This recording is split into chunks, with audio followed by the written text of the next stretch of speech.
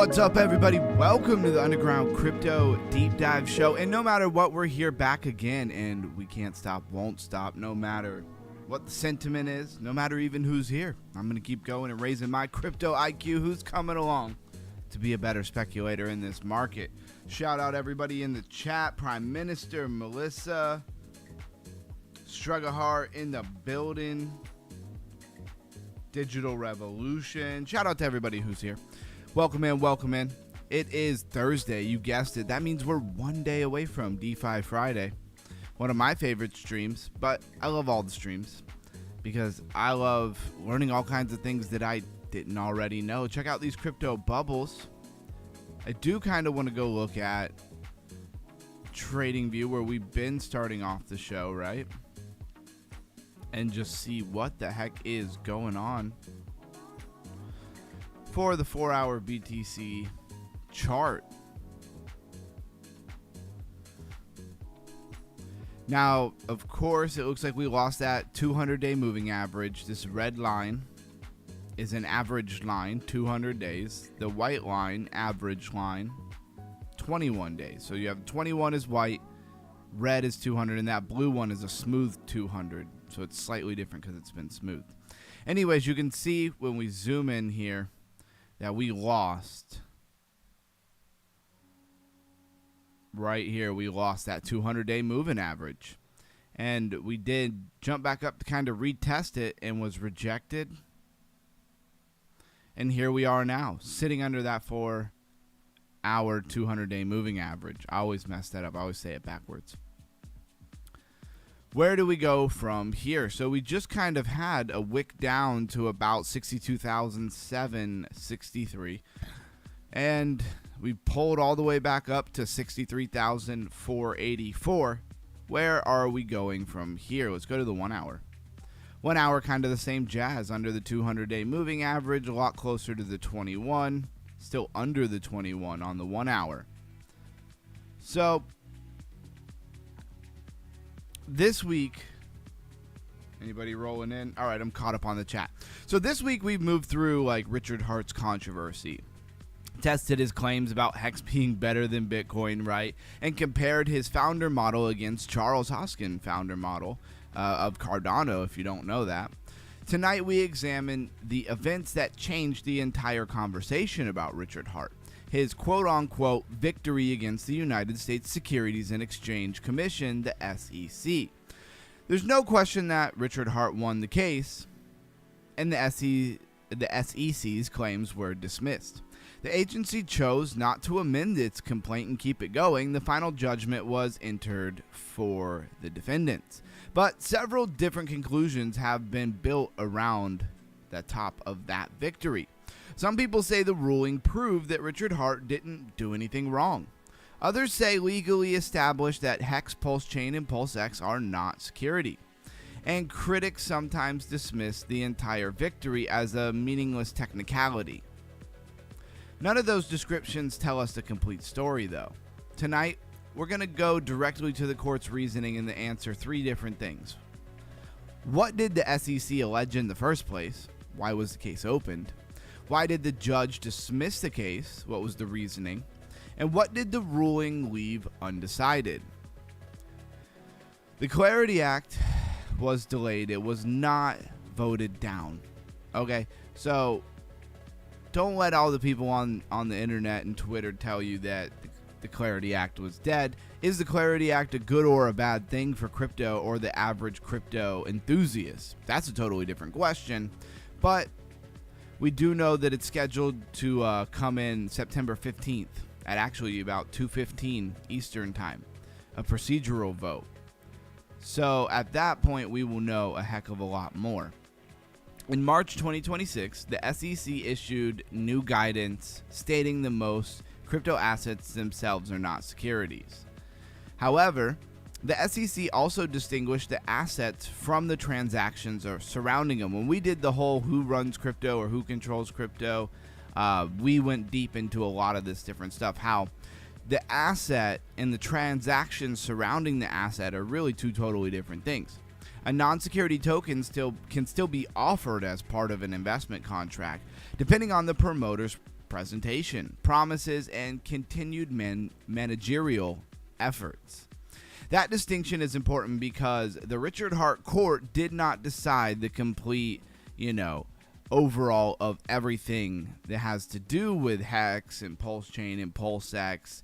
They had a judgment and a dismissal, right? Fact of the day is that facts are stubborn.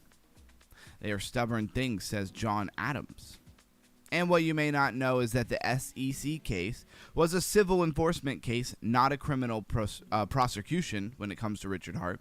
And the SEC alleged misconduct did not prove misconduct, right? The case ended before discovery, before trial, before a witness testimony, or a factual verdict. So really, we don't know much about anything factual that the case was originally trying to get to.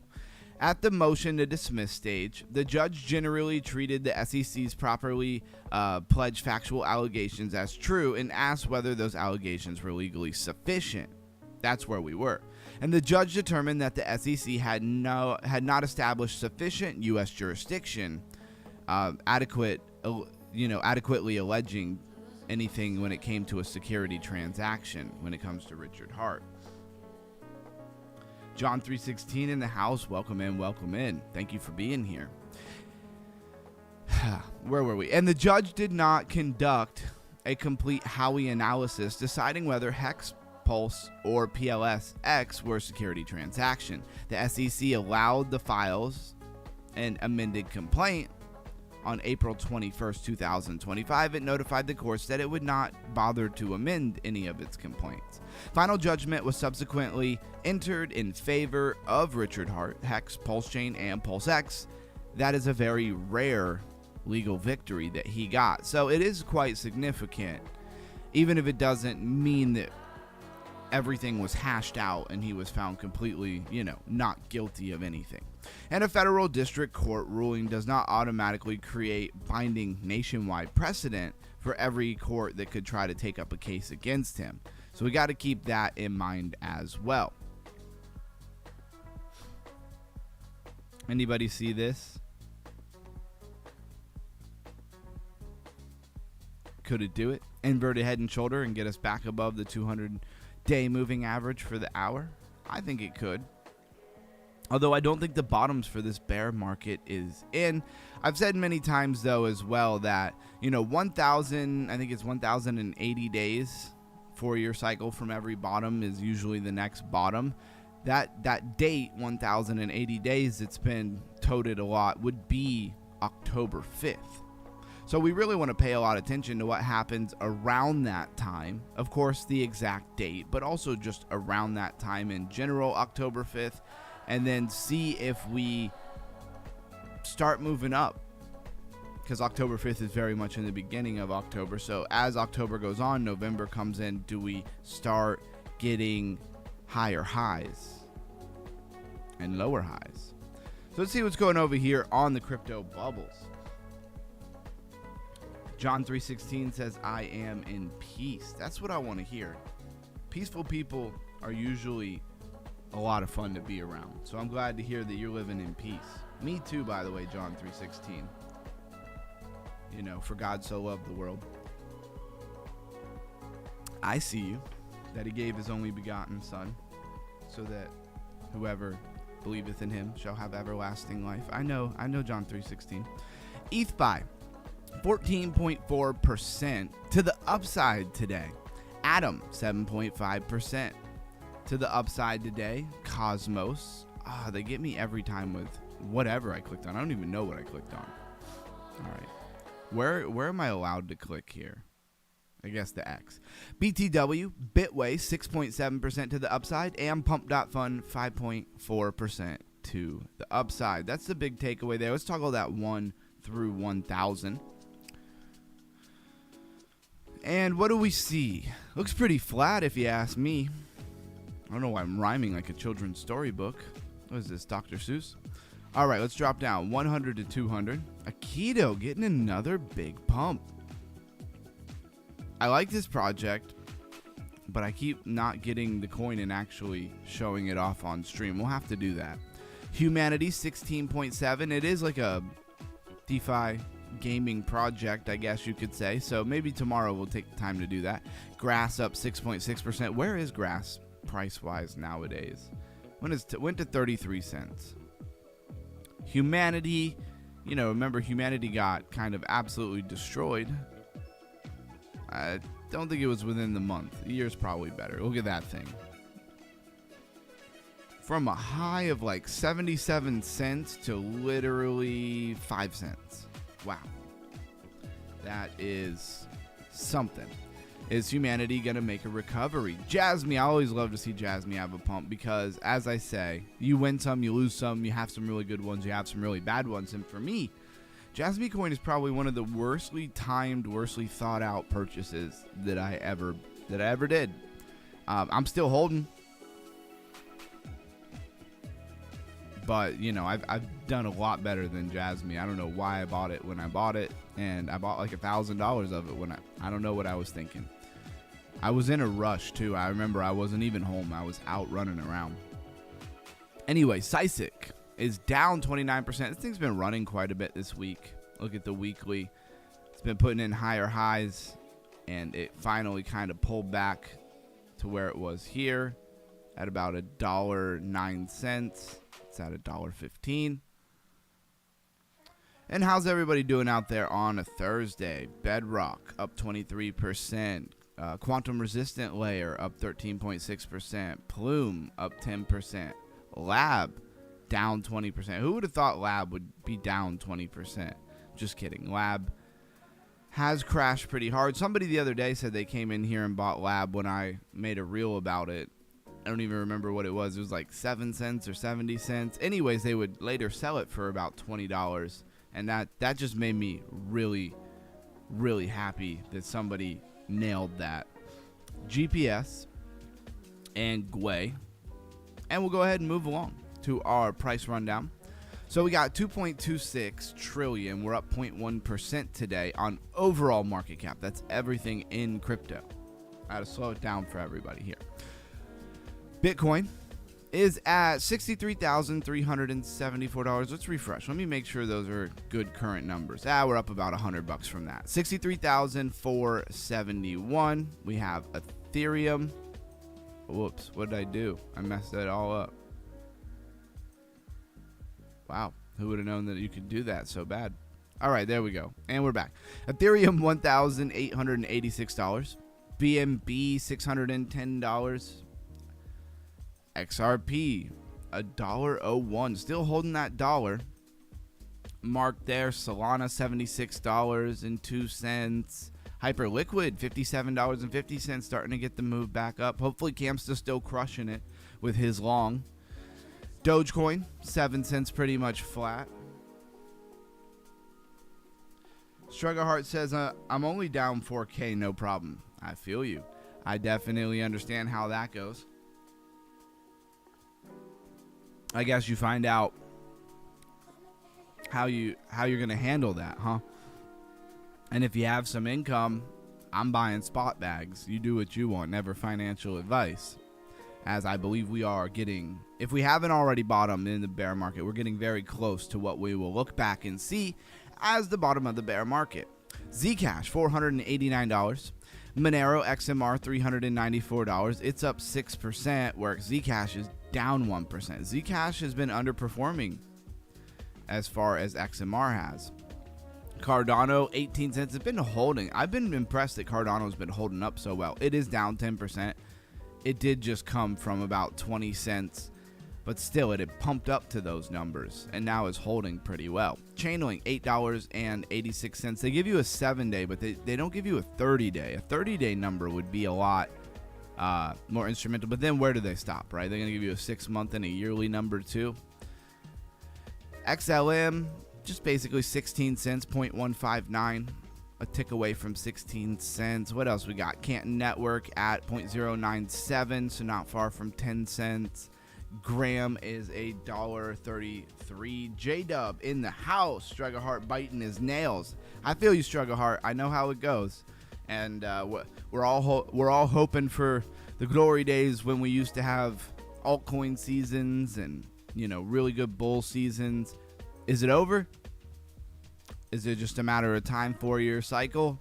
That is all yet to be seen. You got to think about, you got to go back to the days where like Bitcoin was like under $3,000. People bought, you know, I've heard and seen people sell their house to buy that Bitcoin. And they won really big, but you got to think of how it felt at the time when they did that. You know what I'm saying? Like, there was unsurety in the air, right? They were not sure that it was, nobody thought it was going to go to the prices that it is now, at least not as quickly as it did. And so, with all great stories of triumph and victory financially, they're usually filled with a lot of uncertainty and risk. So we'll see where we go. I'm here for my own story arc. Let's see what happens. SWE 68 cents. It is up 2.4%. Avalanche $6.46. What else is worth talking about here? See where MemeCore is at today. $1.11. Hasn't done much. It says it's down 1.9% on the last 7 days. But honestly, if it holds above $1, I'm pretty much happy with that. Let's go see what's trending, as we very much introduce our talking point for today, which is all about the SEC case that was brought against Richard Hart. Maybe some of you guys don't really know how that went, what it was about, what was decided. So I'm going to talk about that real quick before we even get into what's trending. So let's start with the problem, because that usually gives us a direction. The case is usually explained through one of two extreme stories, right? Supporters will say Richard Hart defeated the SEC and proved that Hex, PulseChain, and PulseX are not securities. And that would sound like a very triumphant thing that honestly sounds like something Richard Hart would say himself. The critics would say he escaped through meaningless technicalities, so the victory didn't really prove anything. Both descriptions remove important parts about the ruling. Both of them are incomplete. And here at Underground Crypto, we're not here to villainize or become an echo chamber for Richard Hart. In either direction, we want the facts. Is that so hard? So hard to just be neutral and care about the facts. But that's what we're going to do. Separate the case into 5 layers. You have the SEC's allegations against Richard Hart, right? Hex, PulseChain, and those things. The court's jurisdiction, the domestic locations of the transactions, and the factual merits of the allegations. And then, of course, the final legal outcome. The SEC can lose the case without every allegation being proven false, right? Richard Hart wins on jurisdiction without the victory being meaningless either, right? Because just because it was technicalities that got the case thrown out doesn't mean that his win was meaningless. It doesn't mean that it proved everything he's ever said was absolute fact. You have to have some ability to draw the line and read between them. Let's see. Struggle Heart says capital is siphoned off by institutions with the ETFs and hasn't rotated back in alts. Retail hasn't been strong enough to keep alts stronger. Well said, Struggle Heart. It's very true. He says keeps me from buying junk food. Look at that. Crypto's making you healthier, Struggle Heart. Look at that. And again, shout out to J-Dubs. Thanks for coming back to the channel. We're still talking about Hex. 2 series 2 weeks in a row. We're not going to be talking about Pulse and Hex Chain every week, of course. So I hope you still come to the stream. We'll still have great topics, right? But we got to raise our crypto IQ all the way around the board. There's a lot of topics in crypto, I'm sure you could imagine. I really need this coffee right now. All right. So the evidence supports a more precise conclusion here. Richard Hart decisively defeated the case the SEC actually filed. But the court did not provide Hex, PLS, or PLSX with universal declaration that they can never be involved in security transactions. That conclusion gives Hart credit for a significant victory without expanding the ruling beyond what the judge decided. So we're going to start with what the SEC actually alleged when we get to that point of the show. First, we're going to talk about what's trending here in cryptocurrency as far as CoinGecko is concerned. We got Pudgy Penguin, of course. I say the strongest NFT project in the game, and then I turn around and say that doesn't really mean much because I don't know that NFTs are doing that well.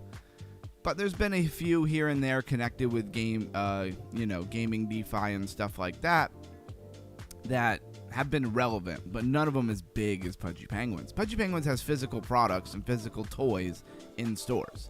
And then we got Stonk Broker, which is a pretty funny meme. We're going to revisit that one. Cashcat, Pump.Fun, Ethereum, ETHFi. What is ETHFi? Do you know? BitTensor, Akido. Oh, no. Not 6.7. Meme coin here at 30.8 million. Lab back on the radar at about 9 cents. Accurist, we've been over this when it first came out. Solana Virtual Protocol, Bartcoin from the AI agent days of Cookie DAO, and Open Eden. So there's a few projects here to definitely talk about. Let's start with that Stonk Broker. Has anybody ever known a Stonk Broker? Stonks. Who loves them some stonks? Some S&P 500. They were making memes today. Solana in the Brokies 500 or something like that. It was pretty funny. 44.9 million in market cap. Of course, that meme's been done many times. 2.7 billion max supply. Seems like a very random number for a max supply. It is a Robinhood contract. And I really just wanted to go to their website and take a look at that again. What is the point of it? So it claims to be a token launchpad, fixed pricing, bonding curve, and custom token launches on Robinhood Chain with automatic Uniswap v3 liquidity, fee splitting, and a staking vault. Community curated by the Stonk brokers and the Stonk broker holders. The coin, right? And the people who hold it. So, Anvil NFT automated market maker. Swap Stonk broker for broker NFTs and swap broker back into Stonk broker on the trade tab. With broker wallets in my brokers. Yep. Active staking tiers in active. And collect token distribution and distribute. Okay, they're just saying where you can find everything, I guess. Where are these supposed tabs? I'm not sure. Is this not the... It's not the official website here?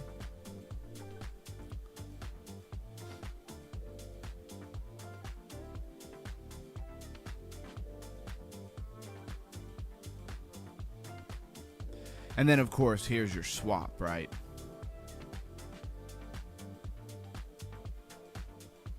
Oh, okay, here's all the different tabs. I'm like, where are the tabs? The launcher is coming soon, apparently, in 2 days.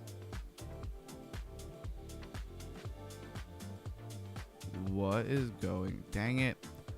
Hold on, guys. I gotta kick somebody who's spamming in our Discord. Shout out to our free Discord. Plug that for a minute while I do that.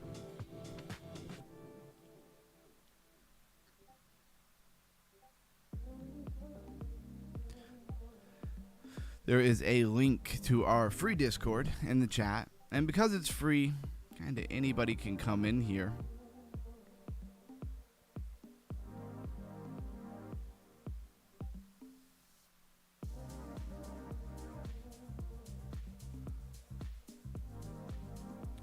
And let's get rid of them.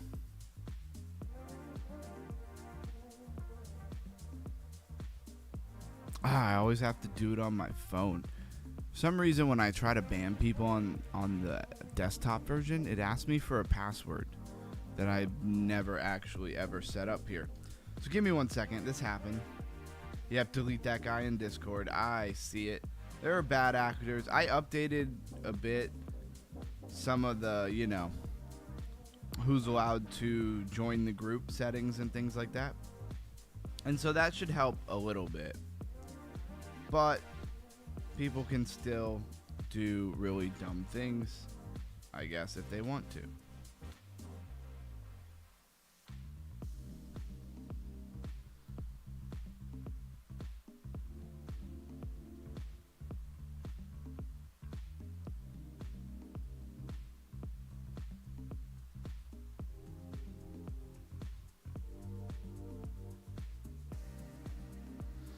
So what? Then he left the group, so I can't even see him.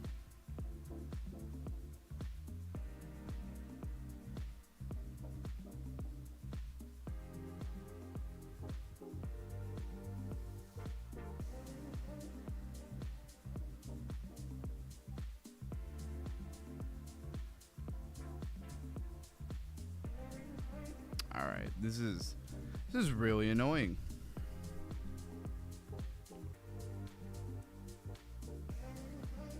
He must have left the group as soon as he was done doing all that, because he doesn't come up as a member.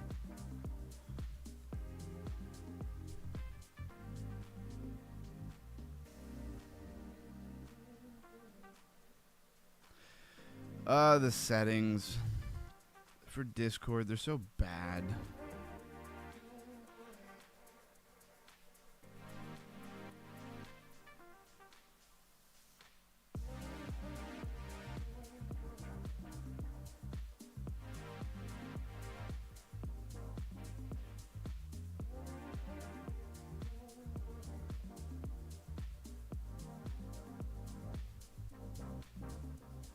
Sorry about this, guys.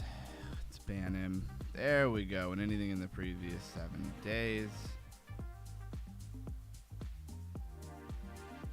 There it is. Got it.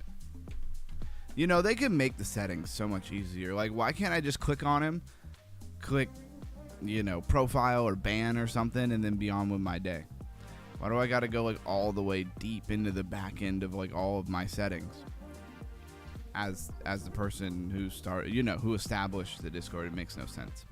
Anyways, Stockbroker, Launchpad. The launcher is apparently not quite ready yet. So it says it's coming out in a day and 23 hours, basically 2 days. So I would not be surprised if this thing gets a resurgence and, you know, some hype around it.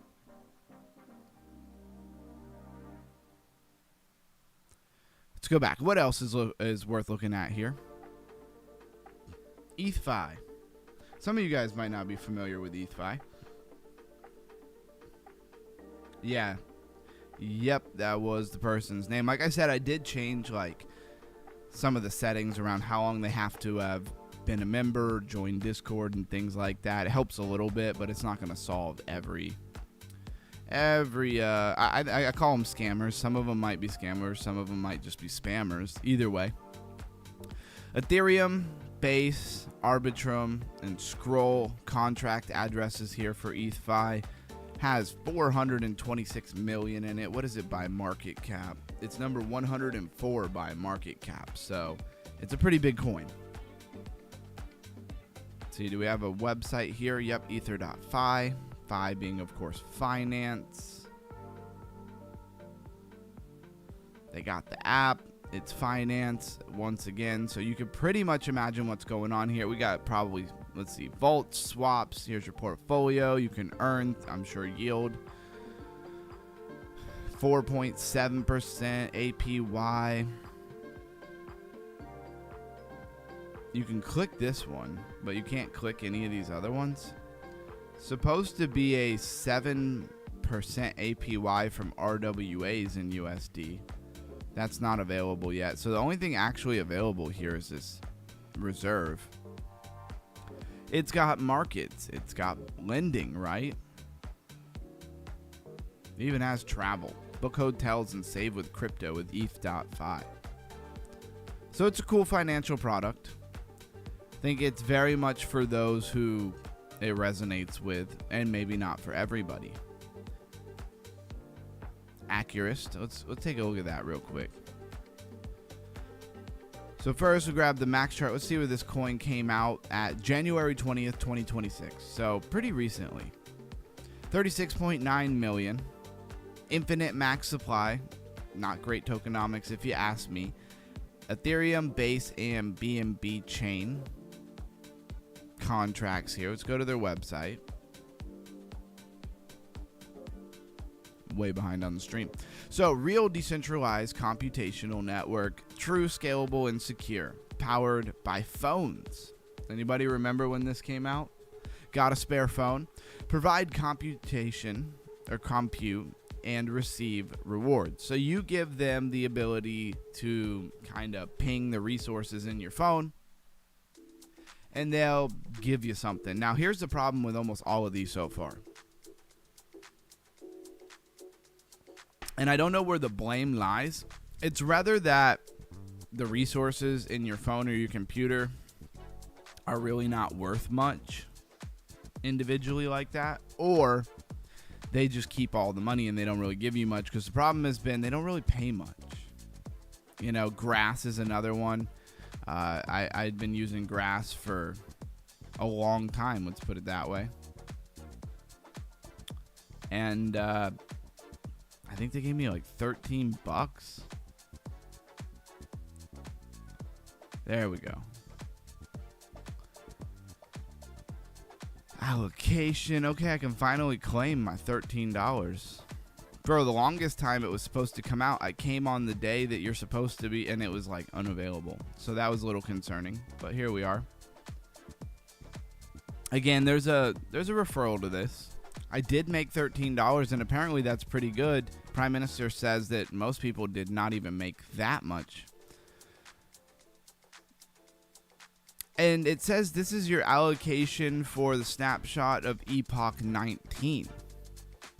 But does this count for like everything before Epoch 19? That's where I'm a little confused. Is this just what you get for like one epoch? Because that wouldn't be so bad. Why didn't they pay us for all the other epochs? Are they going to? Probably not.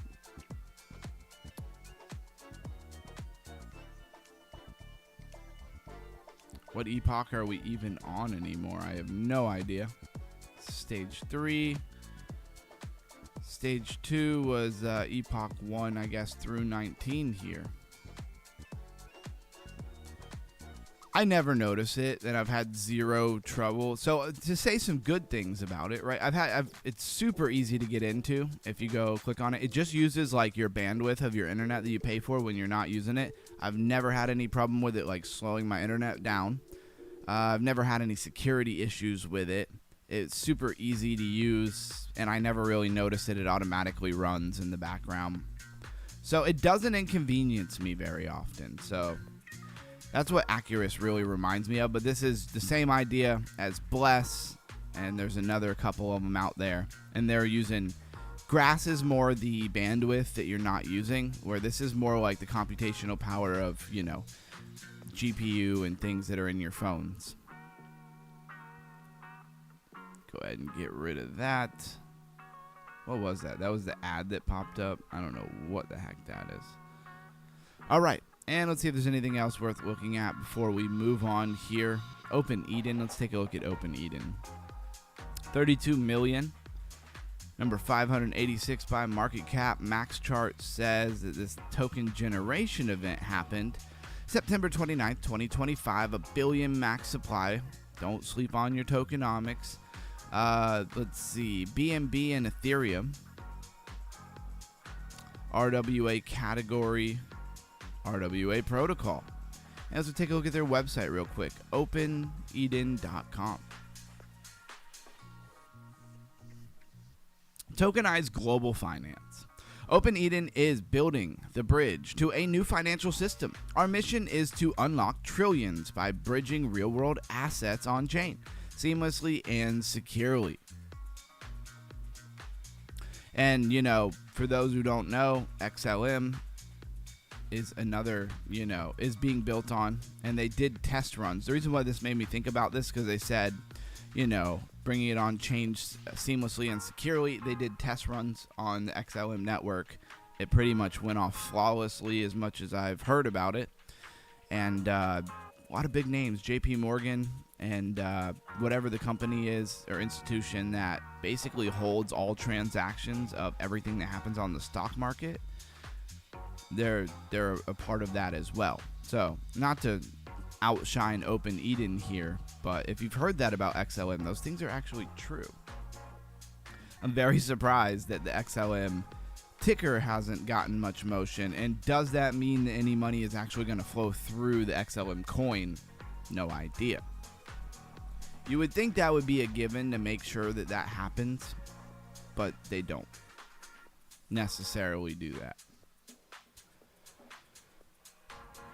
And this is all about bridging things into RWAs. I'm not going to spend forever on that. We've talked to great lengths about that type of thing before. Let's refresh this, make sure we got the fear and greed index. You know, that number you should be keeping in the back of your mind on a daily basis. It is 29. Yesterday was 29. 7 days ago it was 29. So 29, that's where we are. The sentiment of the overall market, how we feel, fear and greed, 29. And if you've been around a while, you really understand what that means. If you don't, hey, throw 111 in the chat or something. I'll try to help you out. So let's make this top 20 and not the top 10.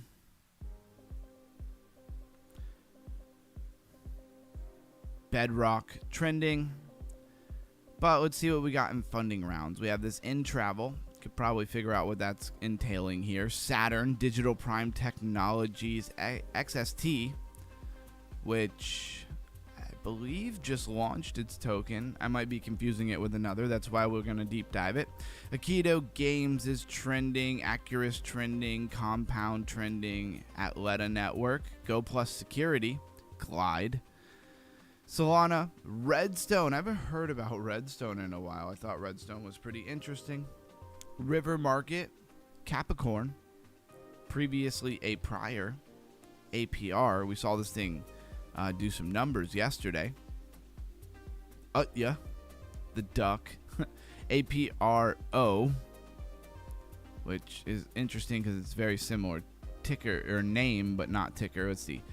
Fanable, Avantis, and Aave. So we definitely have a few things to look at. The first being this in travel.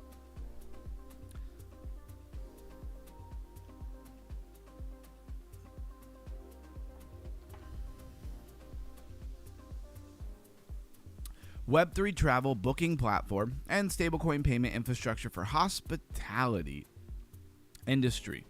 All right. So this is really trying to bring crypto into the everyday travel industry. It's raised about $7.5 million so far. Who's our tier ones here? We don't have any tier one and venture capitalists, but we have a tier 2 GSR. Wouldn't stress yourself, but maybe loosely try to remember some of the names of those top venture capitalists, right? It's for travel. It has travel in the name. Digital Prime Technology. Digital Prime Technologies is a technology provider offering institutional solutions for managing digital asset activities. This is a service for institutions. Again, we see a lot of projects that are specifically catered towards institutional and service, probably because they believe that they're going to be heavy in these markets. And that is a big deal. I did not click the right thing there. Let's see who are... Still didn't click the right thing. All right, never mind.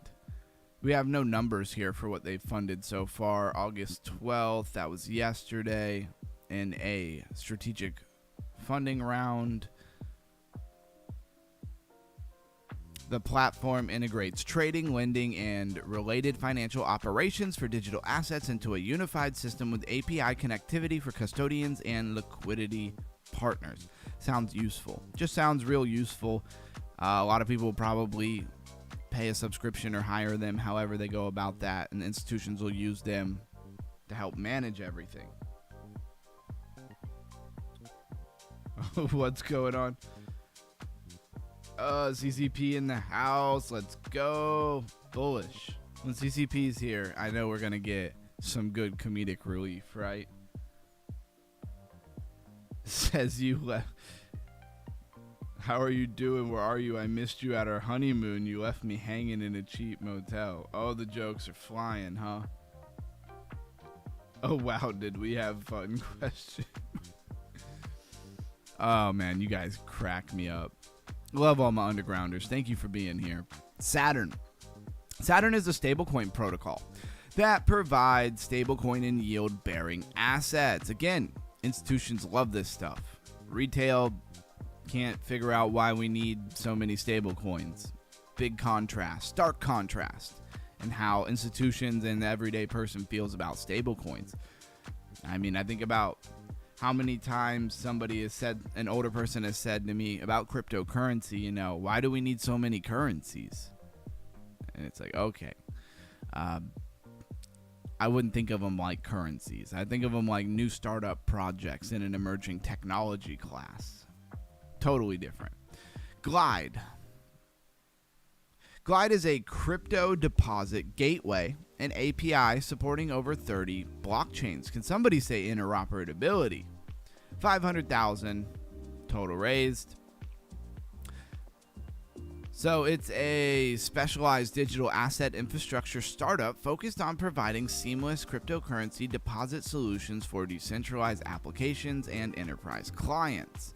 Operating as a comprehensive technology provider, the platform allows users to fund their account and execute transactions using over 100 different tokens across 30 diverse blockchain networks. Sounds very useful as well. And they've only raised 500,000, which is not a lot. But you can glide right into, I guess, any of those 30 networks. Redstone. I haven't talked about Redstone in a while.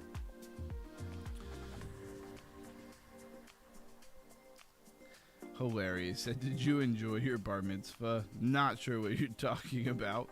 What happens in honeymoons? Oh, you know. You went to casino spending that crypto properly. With this ring I wed thee for sickness and health, so death us let's part. Hilarious. Alright, Redstone. The chat is going crazy. Redstone is a modular oracle for DeFi. Anybody even remember what modular means? Am I the only one raising the crypto IQ? I hope you guys are too. The first thing I'd point out is that Coinbase Ventures is a part of it. Blockchain Capital. Those are ones we've talked about quite a bit. Of course, you have angel investors. That just means instead of being a venture capitalist company, it's just an individual person and their capital. And the Spartan Group, we see them quite a bit. There is a token, so we actually get a chart. Market cap of about 41 million. All-time high 250 million. But what is Redstone? Well, it's a layer 2. And it's on Barachain, Ethereum, Blast, Fuel, and Boba ecosystems. Ecosystems that you probably never heard of, these last three. Barachain is a hard fork of Ethereum, almost like PulseChain is. Very easy to get your stuff on a Barachain if it's already built on Ethereum, like a click of a button.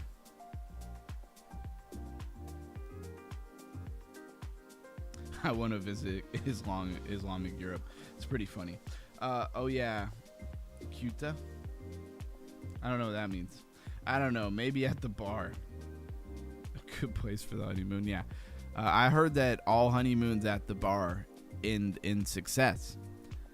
Data, risk, and capital efficiency. Secure modular infrastructure for on-chain finance, trusted by top DeFi protocols and institutions. Again, they position themselves towards institutions because that's where all the money is. Build fast, build anything, build anywhere, build securely. One oracle, every blockchain. So that's kind of their claim to fame here, huh? Wow, talk about like a generic photo. They have Redstone shirts on, but I'm just like, who are these people? Blockchain network Canton with 6 trillion of real-world asset taps Redstone for DeFi access. Okay, so Redstone seems to be a product that works well if Canton is actually using them. And they're an oracle, which is highly useful nowadays with data feed. Whether it's agentic networks or just a private network, whatever it is, you need that data feed to be up and accurate. So you can get price feeds and proof of reserves, specialized oracles for Atom and Bolt, Redstone Live, real-time monitoring, and Redstone Settle, right, for RWA collaterals. They built a lot of stuff that would be very handy to institutions and developers and people building things. The average person probably would not even conceptualize why that project might do well. Again, whatever services they sell, does the money go into the coin, or does it go, well, we know it's going into the treasury of the company, but does any of that ever go into the actual coin? Because the treasury of a company can be very separate from the market cap of a coin surrounding it.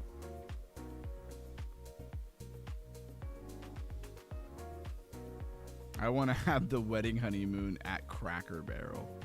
It's pretty funny. All right, then we got river markets, right? We want that liquidity to flow like a river, not to be confused with River the coin. Coinbase Ventures, all in there. Prime brokerage and execution platform for institution prediction market and trader. I know this stuff is maybe a little bit dry. Just take away that, you know, institutions are here and people are positioning themselves to serve them, right? To have services for them. Let's look at Avantis. Avantis is a decentralized lever. It's a DEX, right? A decentralized trading platform for cryptocurrency and Forex. It's one of those ones that came out during the craze of DEXs, which now almost feels weird to say. And it's a DEX. I mean, when it comes to DEX, it's like, what is there to say about them? There were so many of them at one point. We were going and opening all of them and comparing them to each other to see which one we thought was the best. Pubs are amazing. You're too much just to enjoy me at the local pub. Pub nachos. Hey, get you some of those pub peanuts. That little bowl they put out that every drunk guy has put his hand in after he didn't wash his hands, right? After going to the bathroom. Those are the best. Those taste the best. I don't know why I went there, but that's hilarious. I always see that and I'm like, not eating those. All right. Let's talk about Richard Hart and this SEC allegation. So the SEC filed a lawsuit July 31st, 2023, which for lawsuits is relatively recent because you know they can last forever. For certain people, like let's say Andrew Tate, lawsuits might last the rest of your life. So it alleged that Richard Hart, Hex, PulseChain, and PulseX conducted unregistered crypto asset security offerings. The offering raised more than $1 billion in crypto assets. Hex was promoted using claims about high yield and price appreciation. Right? They were promising price go up. Participation sent assets to the PulseChain and PulseX sacrifice addresses. They didn't like that. Hart and PulseChain misappropriated at least $12 million for luxury purchases. Not Richard Hart. He would never do that. He would never misappropriate any funds for luxury purchases. He's not even like that. That's so not Richard Hart. The word sacrifice was allegedly used to avoid describing participants as investors. Well, that sounds like he might have checked with his lawyers before he did that. These were the SEC's accusations, not the actual judicial findings, though. It's just what they alleged. It's not what they necessarily discovered in discovery. What a motion for dismiss actually tests here. A motion to dismiss occurs near the beginning of a case.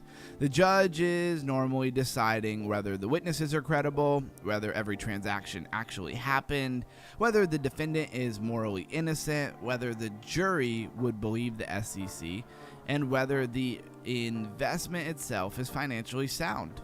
The judge asks whether the complaint contains legal sufficient allegations, and whether the court has authority over the defendant and the conduct. This case never reached a full factual trial, though. That means the allegations were neither proven nor disproven through trial evidence, so we really don't know anything about the details of the case. We just know that it was thrown out. Why personal jurisdiction matters. Before a U.S. court can decide whether somebody violates U.S. law, it must first establish that authority over the person for the conduct being challenged even exists. Richard Hart lived in Finland at the time. The SEC pointed to U.S. participants, global accessibility websites. YouTube and social media promotion, virtual conference appearance, and of course an appearance in Miami. Connections to developers or platforms in the United States. The judge found that these facts did not sufficiently connect or allege offers and fraud in the United States. That was the central problem, was the targeting of the case. Hart's online communications were available in America, but the SEC did not find sufficient allegation that they were specifically directed towards an American market rather than a worldwide audience. You know, that pesky internet. It's just available everywhere. There's a lot of governments that are not big fans of the internet. CCP. Chernobyl was amazing. The most romantic honeymoon is a giant Vegas buffet. Hey, invite me to that reception. Maybe not the honeymoon. There's the Tenderloin too. I heard it's y'all are going. These, you know, they might actually get married. Why the timing of Hart's U.S. appearance matters.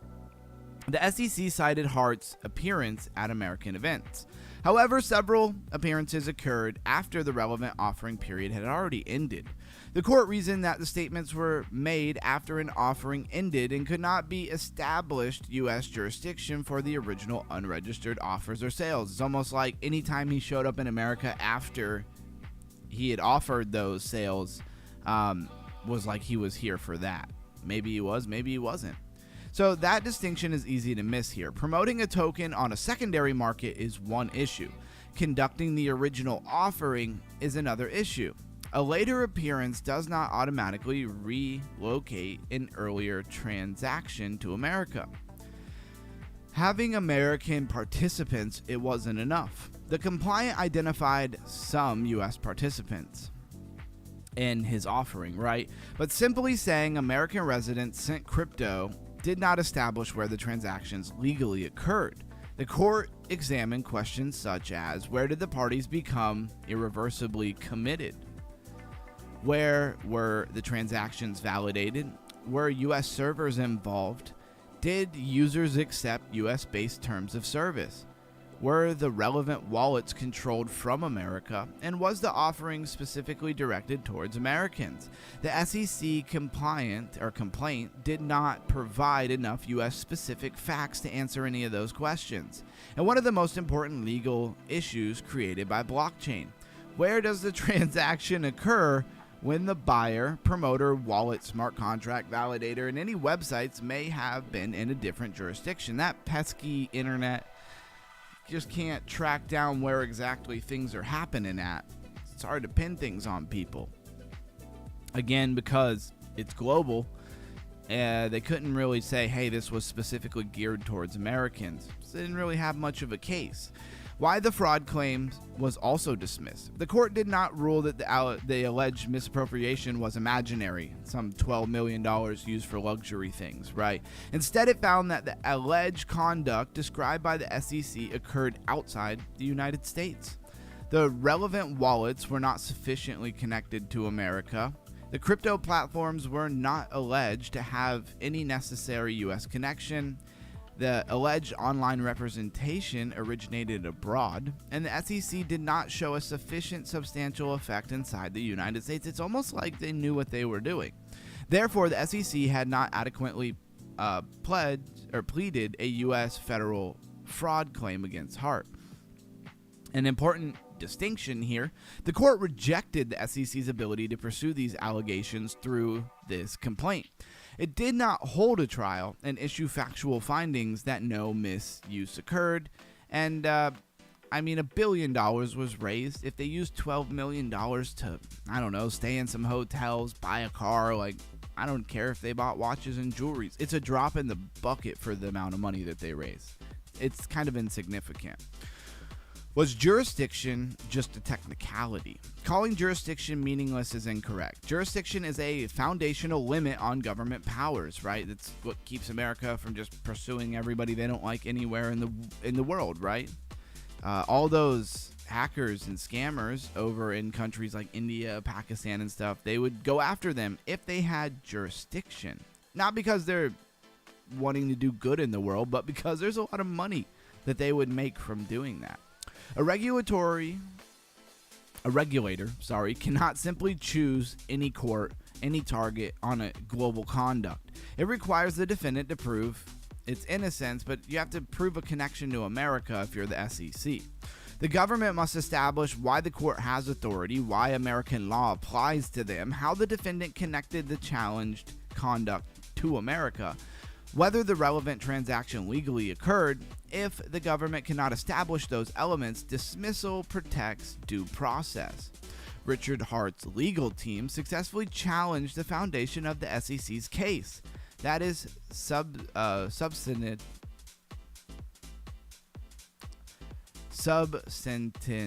I can't talk. What is going on?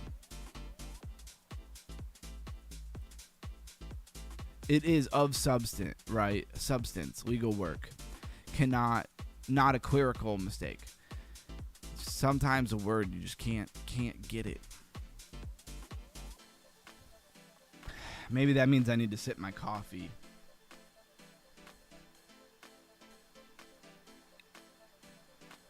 What is going on in this chat? Run it up, run it up, run it up.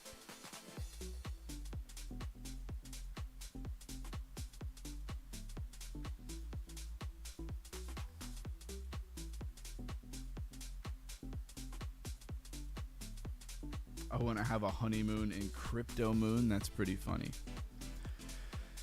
All right, take a breath. Why the SEC's decision not to amend matters? Why didn't they amend their complaint here? So the judge originally allowed the SEC to repair its complaint. The SEC received an extended deadline, but ultimately told the court it did not intend to file an amended complaint because it didn't have an answer to their jurisdiction problem. This matters because the SEC had an opportunity to add stronger allegations about U.S. targeting, domestic transaction, U.S.-based infrastructure, American efforts, and the relationship between the projects and Richard Hart. And it chose not to continue. Was there some backdoor money? We don't know. We cannot know from the filing alone whether that happened because the evidence is insufficient. The jurisdictional defect could not be repaired, and I think that was the main problem there. The SEC leadership or policy changed, right? That was kind of a change of guard there. Might have also helped them a lot. Resources were redirected or several reasons applied simultaneously. But the practical result is clear. The SEC abandoned the case, and the judgment was entered for the defendant. Did Richard Hart beat the SEC? Yes, he did. Use the simple possible legal scorecard. He beat them because they were able to claim, and the judge agreed that the SEC had no jurisdictional standing for any of the allegations that they were alleging. Did the SEC file serious claims? Yes. Did any of the claims survive? No. Did Richard Hart pay a penalty or settlement? No, he did not. That's very important to point out. He didn't give them nothing.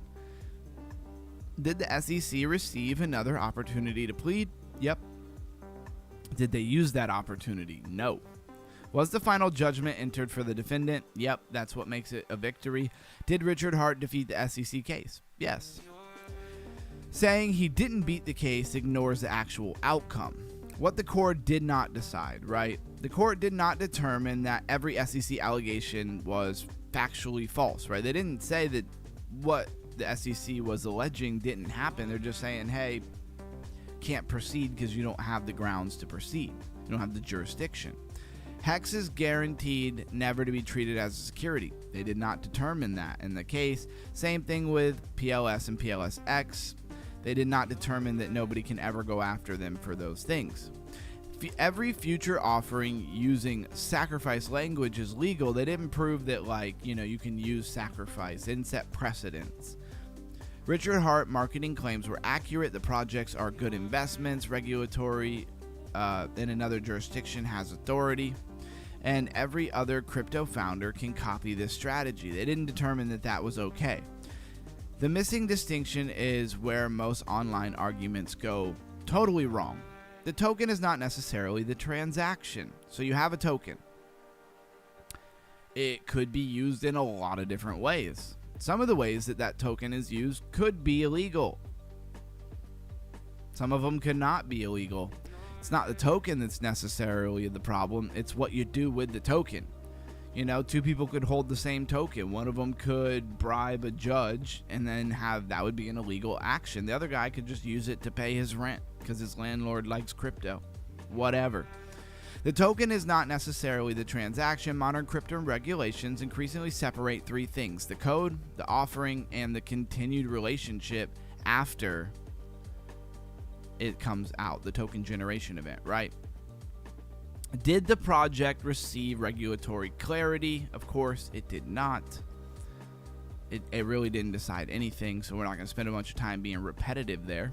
Does the ruling protect other crypto projects? Only in a limited degree. The decision may help another defendant whose facts are similar, but that's it. If you don't have a very similar case, it's not going to help you none. Why the Clarity Act still matters, right? The Richard Hart case shows the limitation of regulating crypto, one lawsuit at a time. Courts must answer all kinds of questions in order to have the authority. Which party is legally responsible? Which regulator had authority? What this particular arrangement and investment contract was, stuff like that. So the final verdict is that Richard Hart did not merely survive a minor filing error, he won significant case against the SEC.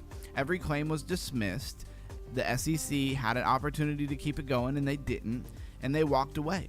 Final judgment favored the defendant and no settlement or penalty was imposed. That's a victory lap.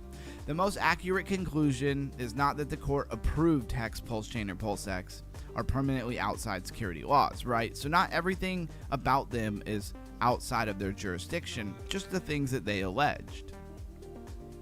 All right, this is getting a little repetitive, so we will get back to what we were doing here. Let's take a look at our top gainers, top losers of the day. Shout out to Blockworks.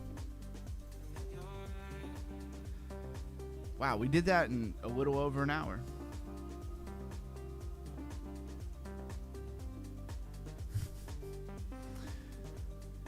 Y'all are still at it in the chat. Who else is here with me? It's nice to have that chat running like that on a Thursday, when I know that the lifer is probably having his paid member live stream, right?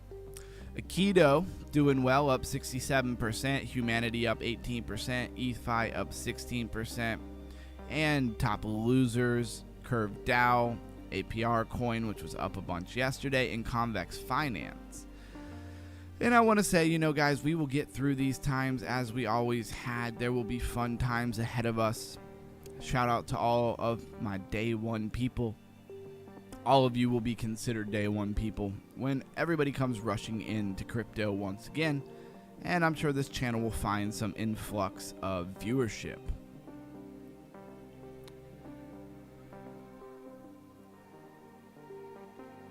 What just happened? Let's see what's going on with August 10th still. You got to be able to get closer than August 10th. It's the 13th. What is going on? I need to update this. It's not usually that far behind for the revenue. Alright, well, we won't bother with that. And you're entering into the Underground Crypto Hangout of the night. I think we pretty successfully did what we were supposed to do. Look at that. There's a town hall that's going to be live for Sunflower Land in like 15 minutes.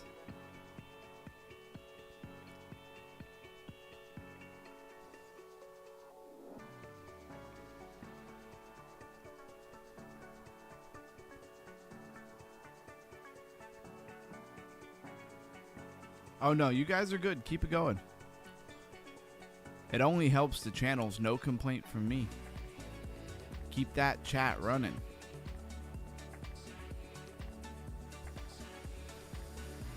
Sunflower Land. Still sunflowering. There's a lot of hype going on actually around that Yakamon launch. Probably because the creators of Sunflower are launching it, and they've just done such a good job with this protocol.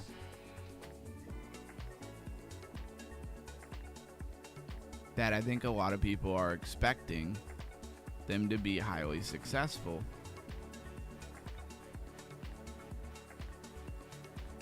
With Yakamon as well.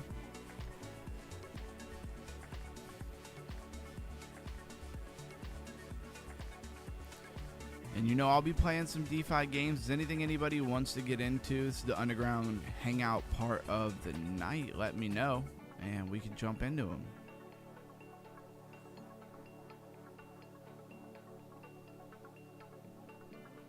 Let's check on those chickens. All these chickens need a good smacking. Wake up. Oh, no food. I need to get some food here. Get some barley. Why does that seem so expensive?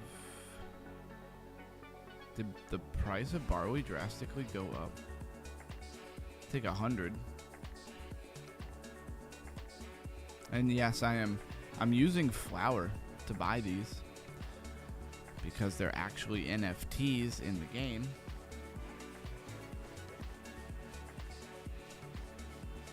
And let's feed these chickens.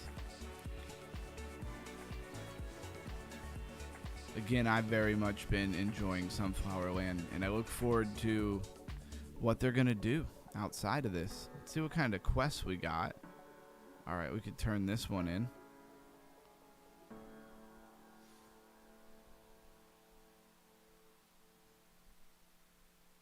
Who am I turning this into? Oh, it's the guy with the pirate hat.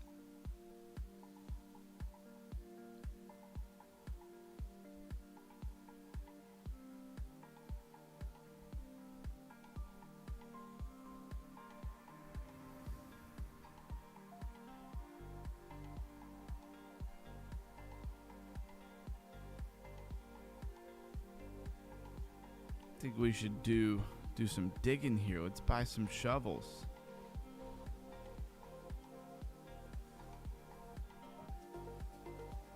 Can we get some artifacts? More crabs and sand. Yo, what is that thing? Is that a stone? What is that thing? I don't know what that is.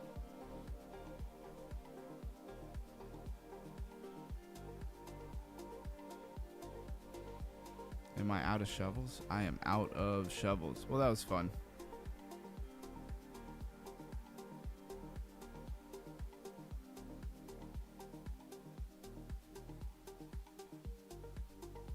The marriage timeout corner. No, you guys are good. Run that chat up.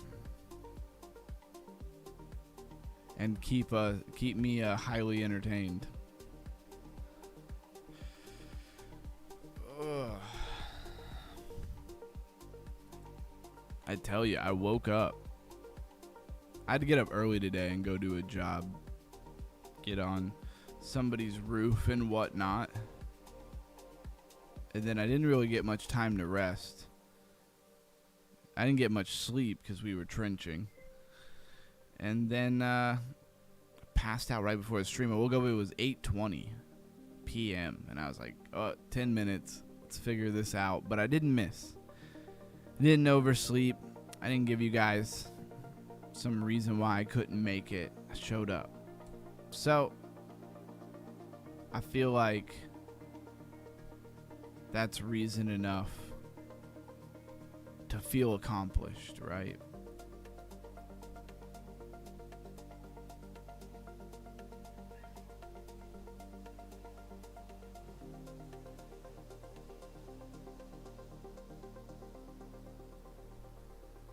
Really? I feel like they really got to get some better games here.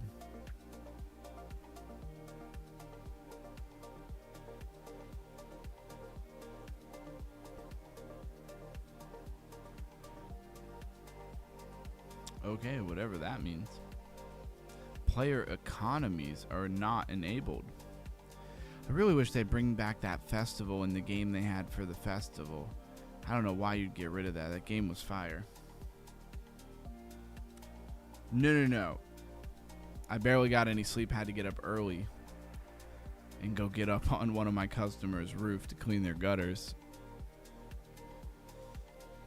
And then I never really got much sleep. Passed out right before the stream, like an hour and a half before the stream. I woke up, it was like 8:20, and I had to rush to make sure I was here for you guys. And then we did the stream and all that went with it. And then this is my first part here where I can take a deep breath. Come down from the rush and excitement of doing the stream. Just doing some of these quests. Hopefully I'll get some reward points. Felt like something was broken. I was not getting any rewards from doing all of these quests.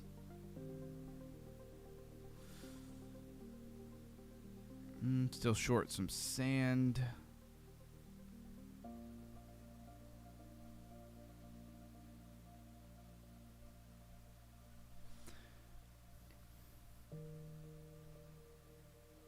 Turn in this quest. Let's see, do we ever get any points from Stella? Reward points. Hey, we actually are. Alright, we got some shiny feathers, which is all what this season and this update is all about here. Back to the beach. Can we go in between these? No, we cannot.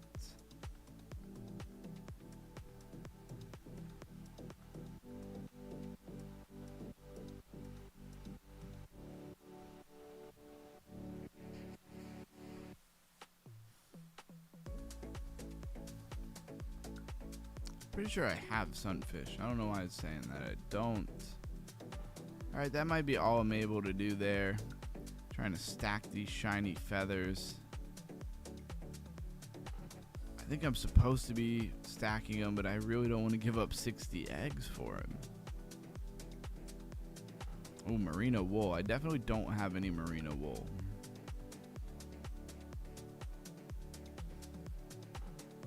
Lots of anchovies, though.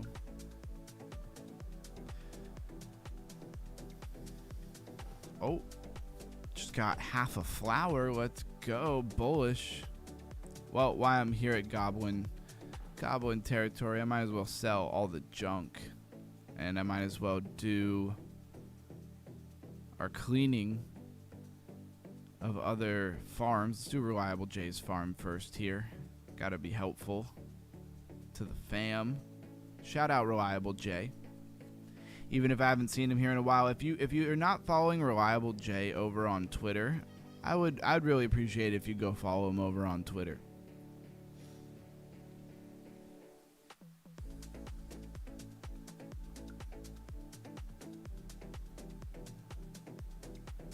Let's see what other farms we're gonna do here. Why do I feel like I'm missing somebody? I don't know. Maybe they just changed what their character looks like. Throwing me off.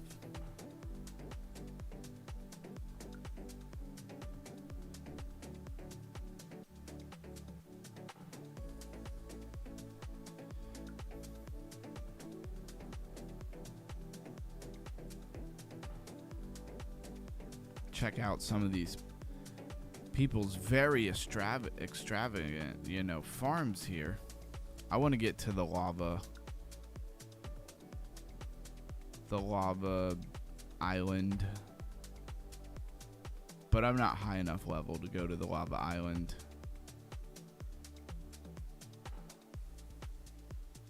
I think we just went to that farm.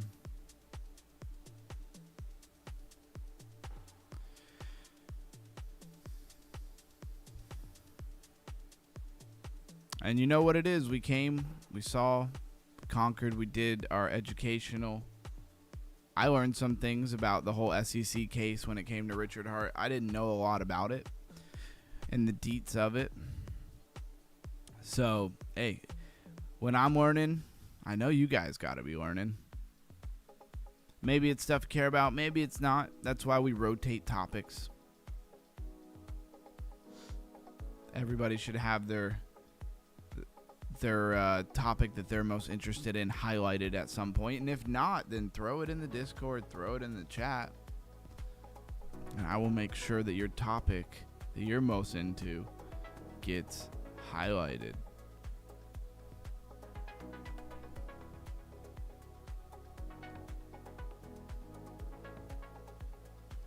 I'm like, the week of October 5th, should we have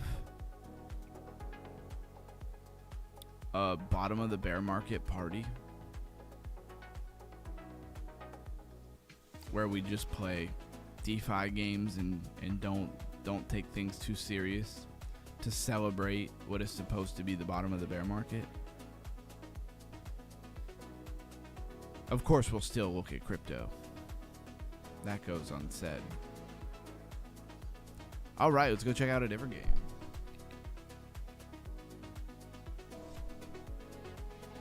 You're as beautiful as the first day I read the BTC white paper. That's a good one. That's a great pickup line. Should use that everywhere you go. Tell all of the people you're as beautiful as Bitcoin's white paper.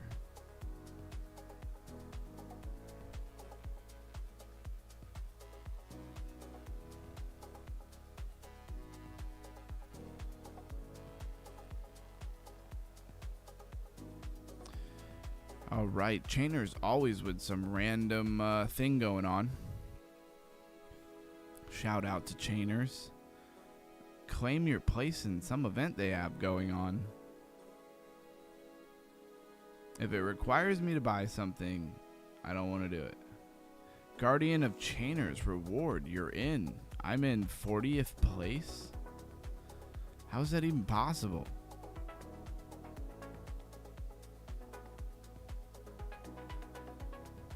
Avail McKinsey? Who the heck is that? How am I in 40th place with 0 points? Makes no sense.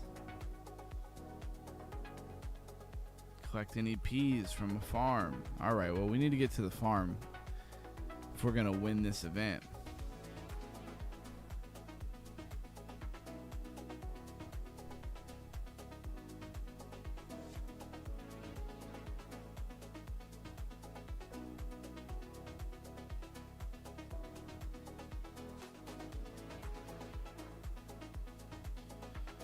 Alright, what should we plant? What should we plant? Apparently we should be planting peas. Let's see, where are the peas? Pretty sure we have peas somewhere. There they are. Did we win? Did we win the event yet?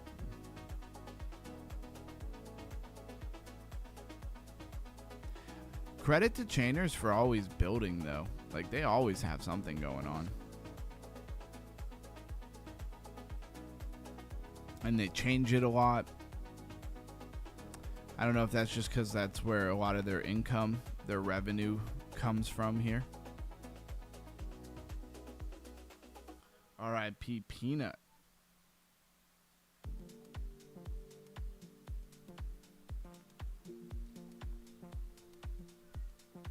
I haven't heard that in a while. Oh, did I just sacrifice for CFB? Dang it. I didn't mean to do that. Apparently it got me a bunch of rewards though. I'll take it. I'll take some CFB. I need it. I spent way too much on an upgrade. Alright, 2 CFB. And let's go to the event. Claim some XP here. We got XP points. Weird that they put it in like a trading card package.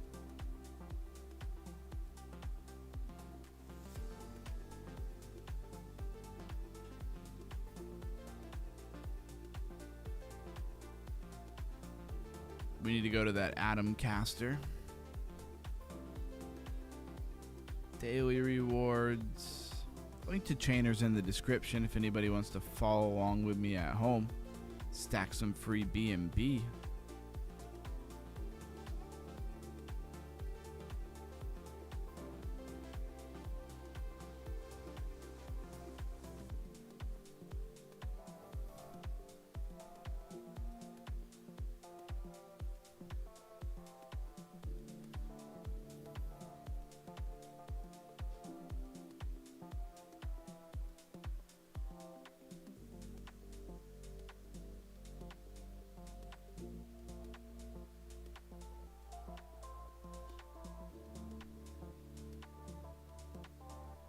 Hitting all the wrong buttons. What am I doing?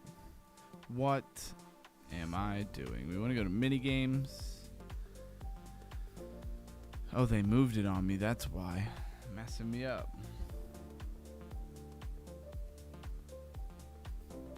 Alright, let's get that free item. Be done with chainers here. Oh, I just remembered all the stuff I gotta go pull.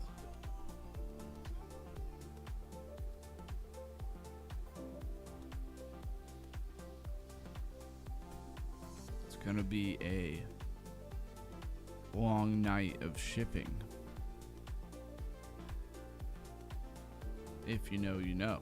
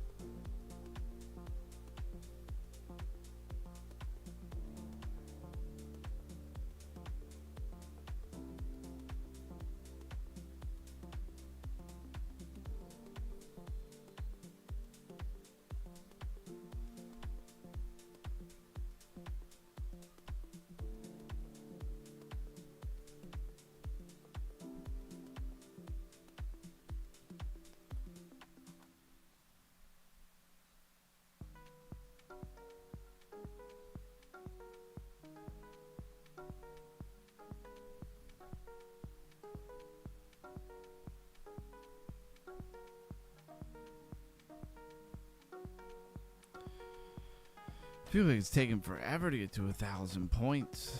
Just bring the people out so I can take them down. That's all I ask.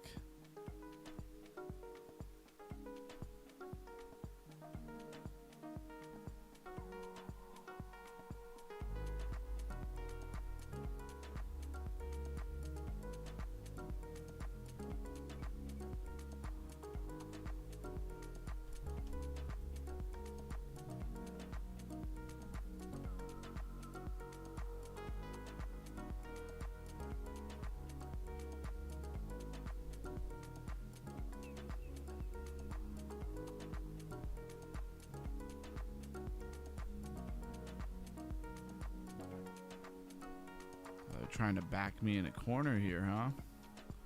Not today. All right, finally over 1,000 points. Let's get our free item.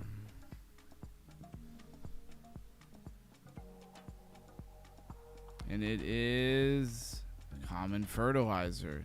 Wish I got more than one though, but I'll take it. I needed that.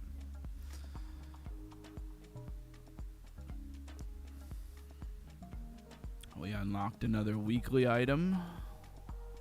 Strawberry seeds. Absolutely take that as well. All right, so we got some good stuff. That was well worth it. And let's see how we did in the event. Are we still 40th? No, now we're number 45. Or wait, no, we're number 14. How could I be 14 on the leaderboard? That doesn't even make any sense.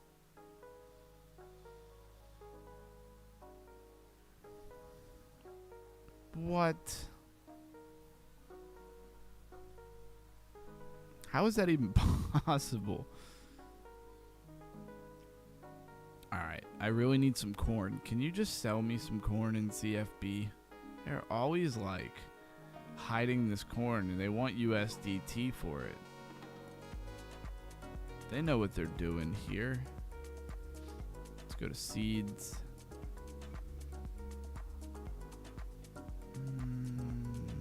How about sort by currency? That would be nice.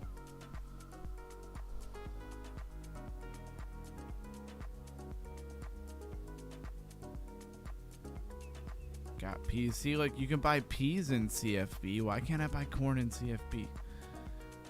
It's a racket. I'm like, why are they doing this to me? I guess eventually I'm gonna have to bring $1 onto the Polygon network and just buy some corn, because Waiting for them to sell it to me in CFB is ridiculous. So featured rewards here. Dang, you get some good rewards. Never getting anywhere near first place. Holy crap. It's a lot of points.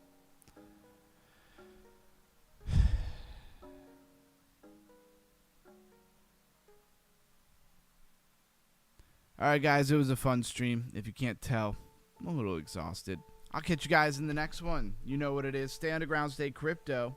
Shout out to the love birds in the chat. Shout out to Struggle Heart, who he's here for it. Thank you for everybody who came to the stream. Shout out Prime Minister. I didn't see Camsta today. It is a Thursday, so you know what that means. DeFi Friday tomorrow. It's going to be a fun one. Stay underground, stay crypto, and I will catch you in the next episode. Underground Crypto out. Join that link to the Discord if you want to continue to chat. You can always hit me up there.